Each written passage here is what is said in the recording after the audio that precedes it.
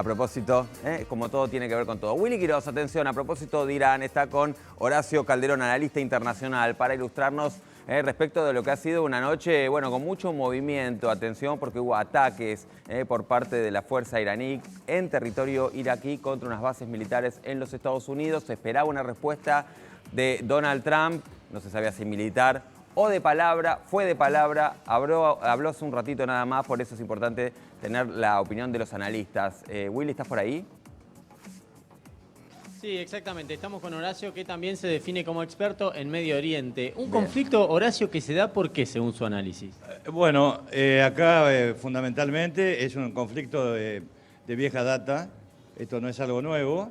Esta crisis ha tenido como base, como causa, el asesinato de Qasem Soleimani, que era el arquitecto de la política exterior de Irán en Medio Oriente. No solamente el arquitecto, sino el ejecutor de esas políticas. Es una persona clave.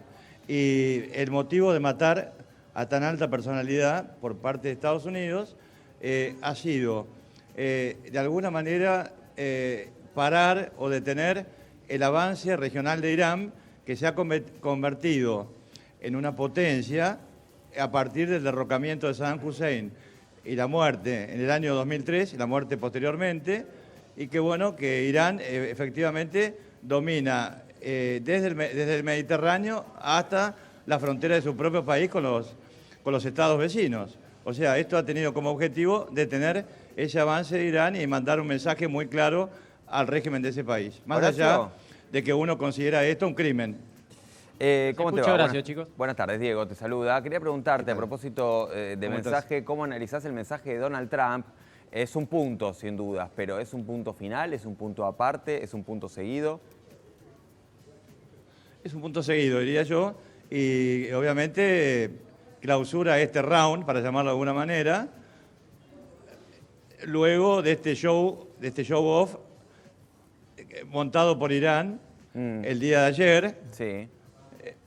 donde lanzaron una salva de misiles previo aviso de que lo iban a hacer y teniendo absoluto cuidado de que no fuera a morir ningún tipo de militar americano o civil americano. Eso te iba a consultar. ¿Eso fue más bien para consumo interno o para consumo externo?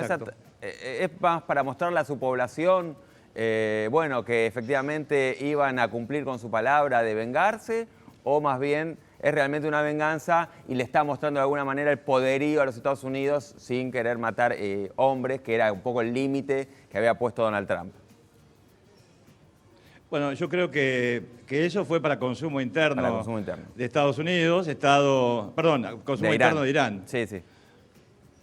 Sí, comunicados de la Guardia Revolucionaria y de medios oficiales, donde hablan de decenas de misiles y de muchísimos muertos, y eso no es cierto.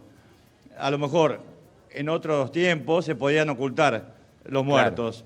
Claro. En la era de Internet, de WhatsApp, de Twitter, al primer muerto americano que se les ocurra ocultar, lo van a subir a Internet, a las redes sociales, en Estados Unidos mismo. Horacio, es muy difícil conocer el poderío de los distintos países. Hablamos del poderío militar. Uno realmente imagina, sabe por lo que se muestra y demás el poderío que tiene Estados Unidos. No hay dudas de que es la principal potencia militar. ¿Qué pasa con Irán? ¿Cuánto de lo que dice que tiene efectivamente tiene? Bueno, Irán, por supuesto, sería derrotado en el caso de una guerra que yo veo muy poco probable. Hablo de una guerra abierta con Estados Unidos, claro. Y total. Pero tiene una capacidad de daño enorme. ¿En qué línea? ¿Cómo sería la estrategia? ¿Cómo sería esa capacidad de daño?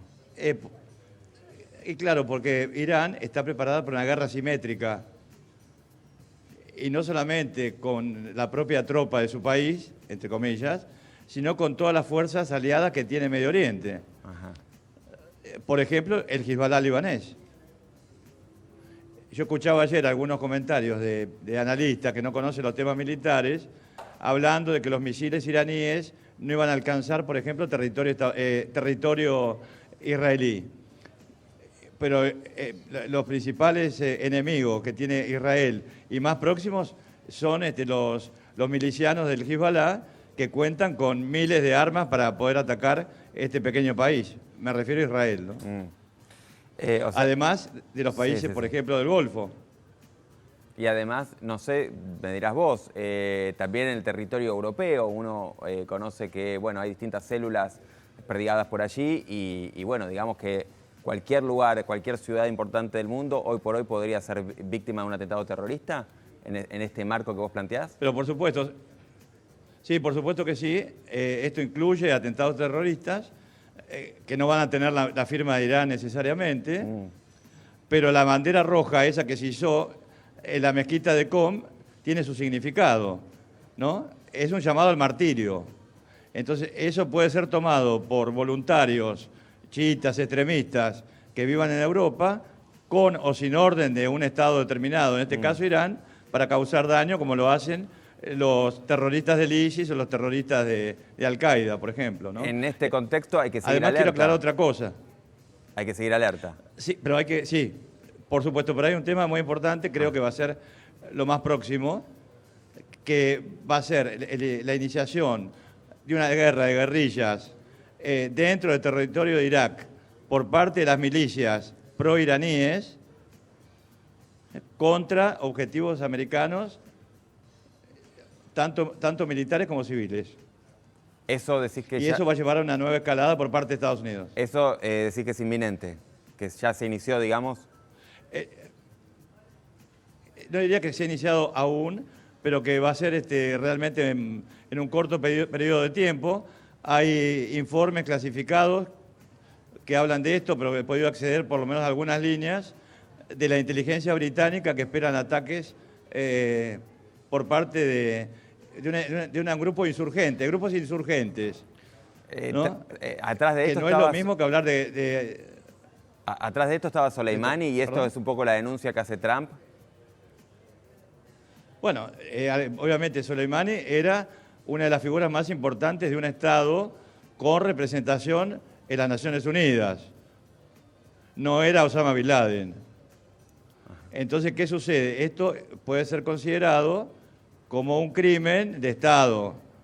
Cuidado con esto, cualquier otro tipo de calificación, más allá de las reservas que puede dar el artículo 51 de la Carta de las Naciones Unidas, en materia de autodefensa, etcétera, ¿no?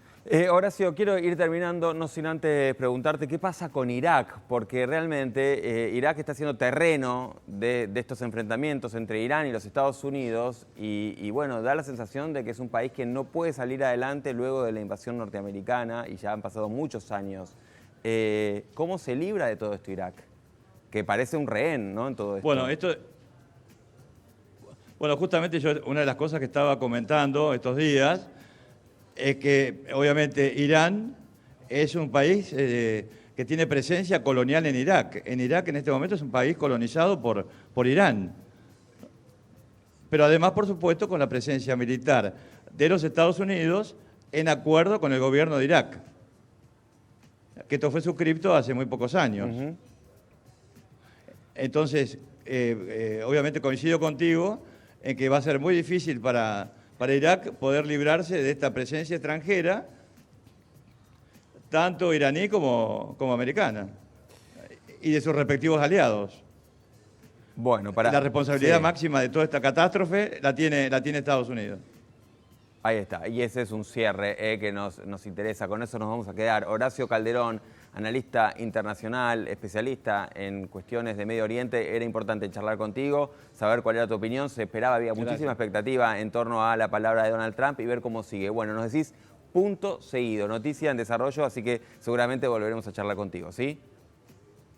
¿Cómo no? Gracias por invitarme. No, por favor, un placer enorme charlar con vos. Era importante tener la palabra porque esto está pasando. Mientras pasa lo de Real y Ventura, pasan estas cosas que son bastante más serias. Por eso también queríamos tocar.